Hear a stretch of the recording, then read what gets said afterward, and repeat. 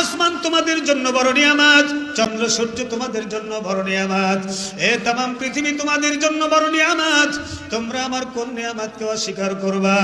বাবার এই পৃথিবীর মধ্যে কোনো নিয়ামতকে অস্বীকার করার কোনো শক্তি মানুষের নাই।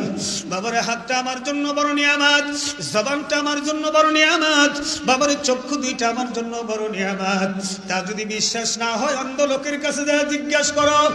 বাবার হাত বড় নিয়ামত বিশ্বাস না হলে রাস্তায় যা কত হাত পাও কাটা ফকির আছে ওর কাছে যা জিজ্ঞাসা করো। বাবা হাত কত বড় নিয়ামত, পা কত বড় নিয়ামত।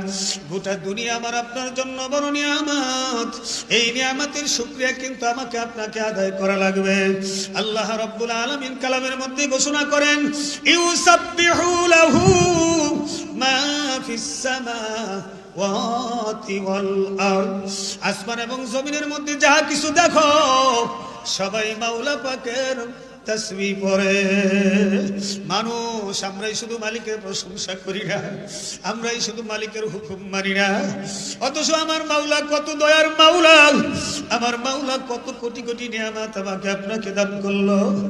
বাবার ওই নিয়ামতের শুকরিয়া আদায় করার দরকার আছে না নাই? এ জোরে বলেন আছে না নাই? প্রশংসা করি আমি আল্লাহ তাআলার, প্রশংসা